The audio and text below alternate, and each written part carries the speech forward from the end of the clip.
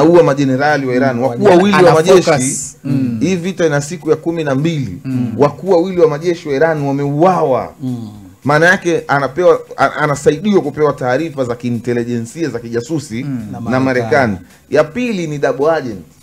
Iran, idara yao ya ujasusi inakabiliwa na double agent. Double agent ni jasusi ambaye anafanya kazi katika nchi mbili. Anatumika na Iran lakini ni kwa maksudi au mustakabali wa Israel. Na ndio maana inakuwa rahisi kwa majenerali wao kuuawa, kwa sababu ni taarifa zinauzwa kwamba huyu atatoka hapa atalala sehemu fulani, pigeni bomu hapa. Kwa sababu kumbuka wale walali juu ya ardhi, wanaanza chini ya ardhi. Kwa hiyo hadi upige chini ya ardhi mita kadhaa unatakiwa target na bomu lenye uwezo. Huwezi kurusha bomu tu una uhakika kama hayupo. Unapata taarifa za kiintelijensia, unazifanyia double check, then ndo unafanya mashambulizi. Ndicho wanachofanya Israel, lakini anasaidiwa na Marekani. So idara ya ujasusi ya Iran ingekuwa ipo nondo, wasingewezekanika. Lakini wanazidiwa kwa sababu idara yao ya ujasusi ni weak. Yes. Tulikuwa tunategemea kwa kweli kwamba Israeli itasaidiwa na Wamarekani. Watu wengi wanaofikiri zaidi walikuwa wanategemea hivyo, na ndivyo ilivyotokea. Tumeona ndege zile za B2 za Marekani zimekwenda kule na zikafanya mambo, zikarudi zao Marekani kwenye bezi yao zikapumzika. Lakini watu pia wakawa na shauku au wakawa na fikra kwamba kwa vyovyote Urusi watawasaidia nani? Iran. Sasa Bwana Zungu, kwa nini mpaka dakika hii Iran Urusi sijasikia kama wamepeleka chochote kule kwa Iran kuwasaidia ndugu zao Warusi kuwasaidia. Yani tuseme maneno yamekuwa mengi lakini vitendo. Kwanza kabisa ili kulielewa hili lazima tujue mkataba wa kushirikiana kiulinzi kati ya Iran na Urusi. Lazima tujue pia situation iliyopo sasa ya Urusi. Lakini pia lazima tusome tabia ya kiongozi ambaye anaongoza Urusi. Sasa tuanze na tabia ya kiongozi ambaye anaongoza Urusi. Huyu ni Vladimir Vladimirovich Putin.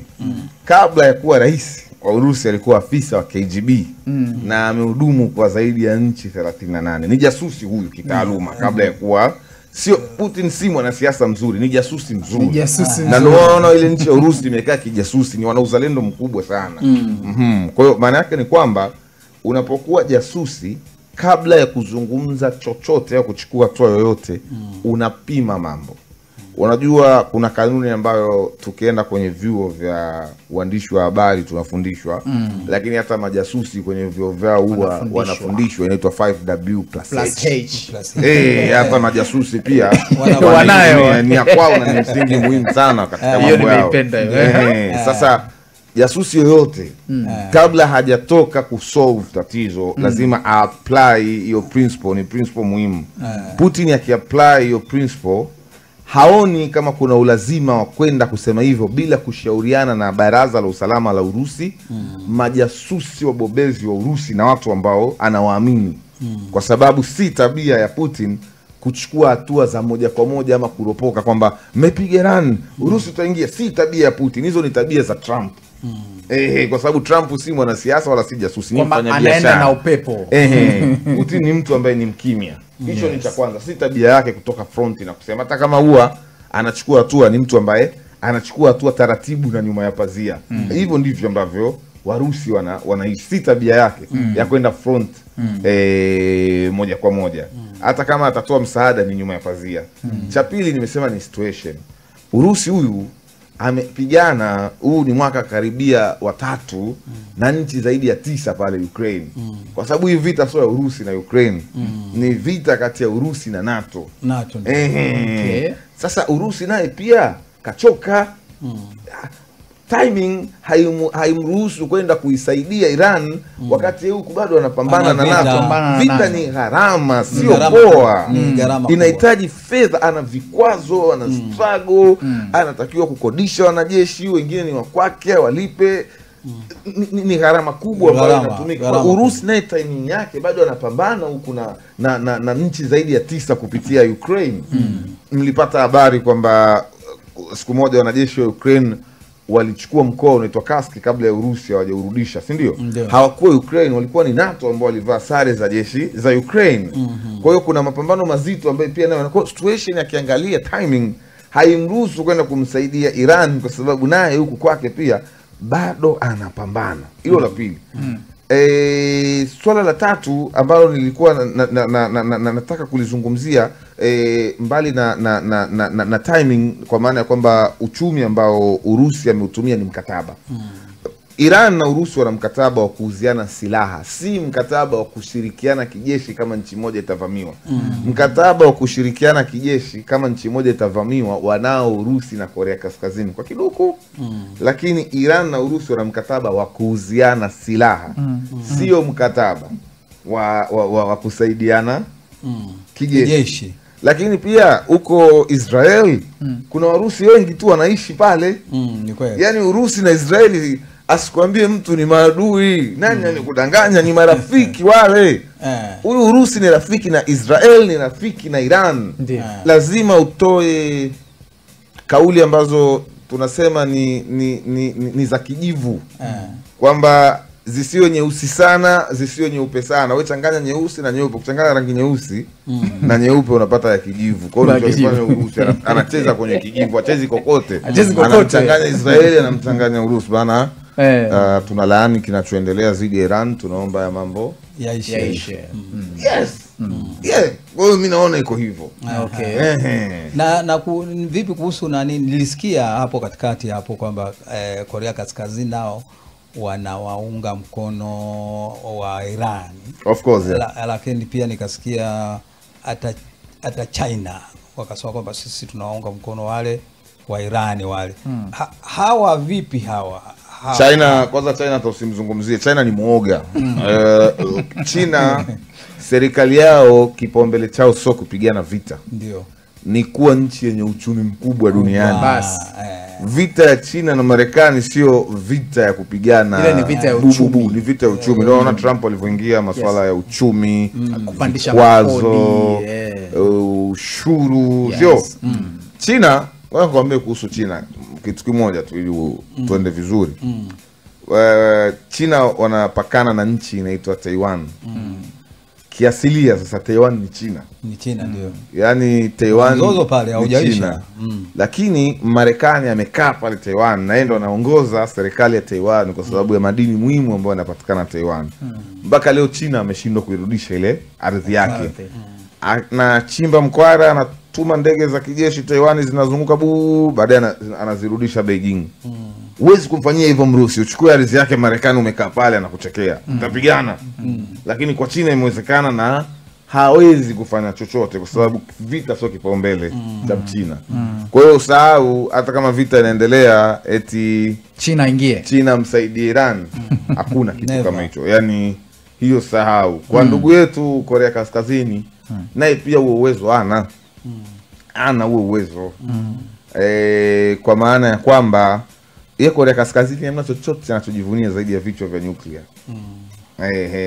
Na bado si hatari kwa Marekani. Yaani Korea Kaskazini ilikuwa hatari kwa Marekani, ingeshaondolewa. Yaani wewe ukiona Marekani, ngoja mimi nikupe mfano mmoja. Iran si anarutubisha nyuklia. Marekani sikaingie. Kim Jong Un Korea Kaskazini atengeneze nyuklia. Mbona Marekani hajaenda? Ana hatari kwenye masuala ya Marekani. Huyu Iran akitengeneza ana hatari kubwa kwenye masuala ya Marekani Mashariki ya Kati. Korea Kaskazini ana hatari gani kwenye masuala ya Marekani? Kapakana na China, kapakana na nchi moja tu ambayo ni kwa maslahi ya Marekani, Korea Kusini.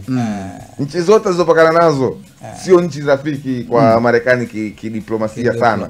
Kapakana na China upande mmoja, upande mwingine kapakana na Urusi, huku kwingine kapakana na Korea Kusini.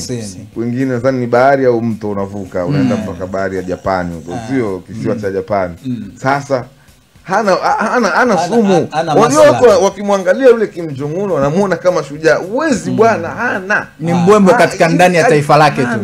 Marekani akitaka yule, ndio maana unaona yeye mwenyewe akatumia gap ya vita ya Urusi na Ukraine akatengeneza mkataba mzuri sana kwamba mmoja akivamiwa mmoja anamsaidia mwenzake. Ndio maana alituma wanajeshi kwenda Kursk kusaidia Urusi kukomboa ule mkoa, sio? Yeye mwenyewe anajua anachofanya. Yeye hamna chochote anachojivunia nacho zaidi ya nuclear. Basi hakuna. Na yeye nguvu kubwa amewekeza kijeshi. Ndio maana kila siku anafanya majaribio, lakini mbona Marekani anamwacha? Marekani si anapiga tu mahesabu, anaona huyu mkimwangalia sina maslahi.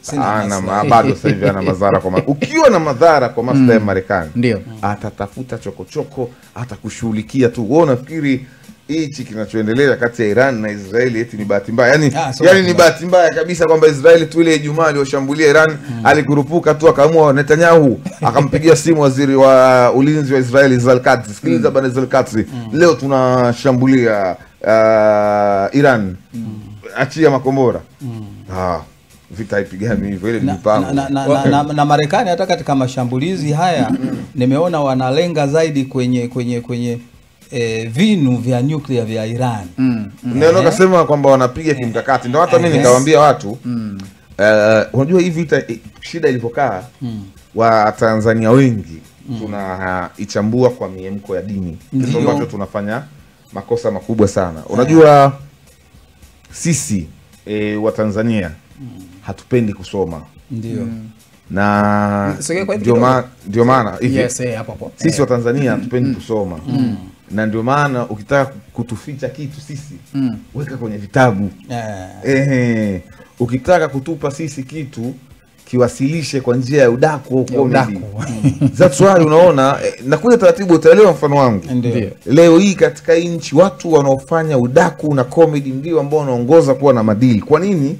Audience nyingi ya Tanzania ipo huko. Kwa kila mfanyabiashara anapenda kwenda huko. So Watanzania wengi wamewekeza kusoma na kudeal na comedy, udaku, wakizidi sana ni football na siasa kwa mbali, kwa sababu hata siasa wengi bado hatujui. So hata ikija kwenye hii vita Iran na Israeli wengi hatujasoma, hatuelewi. Akiangalia Iran anamuona Muislamu, akiangalia Israeli anamuona Mkristo. Wanagawanyika kwamba mimi naishangilia Iran kwa sababu ama Israeli hivi na hivi. Mimi naishangilia Israeli kwa sababu kumbe anasahau Iran asilimia kubwa ni Shia. Mashia ndio. UAE asilimia, Saudi Arabia asilimia kubwa ni Sunni. UAE wana ugomvi na Iran kwa sababu ya Sunni na Shia, na wote ni Waislamu.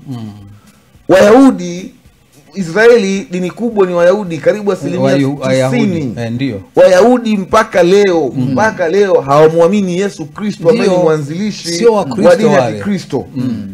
Si ndivyo? Kuna maneno hayo mengi ambayo sio hekima kuyataja katika vyombo vya habari wanaomzungumzia Yesu Kristo. Leo Wakristo wako Israeli, Waislamu wa Sunni wako Iran, lakini hawajui ugomvi wa Iran na UAE unatokana, wote ni Waislamu lakini hawapatani, Iran na UAE kwa sababu huyu Sunni huyu Shia. Iran na Saudia wote ni Waislamu lakini hawapatani kwa sababu huyu Sunni huyu Shia. Israeli hawaamini Ukristo, walio wengi wanaamini katika Uyahudi. Anakuja Mtanzania mmoja kutoka Gongo la Mboto anakuambia ni vita ya kidini, mimi ni Muislamu niko Irani, mimi ni Mkristo niko Israeli. Hatujasoma. Anaenda na upepo. Hatujui. Na hiyo hata mimi huwa nawaambia watu mitaani kwangu kwamba pale si vita ya Waislamu na Wakristo, kwa sababu Wayahudi wale sio Wakristo asilimia 90. Of course. Sio hawamjui Yesu kabisa. Saa 10 jana, saa 10 na dakika 2, Donald Trump aliposti akasema, mkuu wa chuo cha Kilimanjaro Institute of Technology and Management kilichopo Mwenge jijini Dar es Salaam chenye ithibati na usajili wa NACTVET number REG/ANE/029 anapenda kuwatangazia nafasi za masomo kwa ngazi ya diploma na certificate kwa muhula wa masomo utakaoanza Oktoba 2025 katika kozi za IT, Hotel and Tourism Management, Front Office Business Administration, Accountancy, Quality, Procurement and Supply. Chuo kimebobea katika ufundishaji kwa njia ya vitendo na kimeweza kutoa wanafunzi wenye weledi. Wengi wameajiriwa ama kujiajiri, na kwa wale ambao wameamua kuendelea na degree, wameweza kujiunga na vyuo vikuu bora hapa nchini na nje ya nchi. Pia kuna kozi fupi za computer application, graphic and design, video production pamoja na CCTV camera. Kwa maelezo zaidi piga simu namba 0717816034 au 0754864361. KITM, elimu na ujuzi kwa uchumi imara.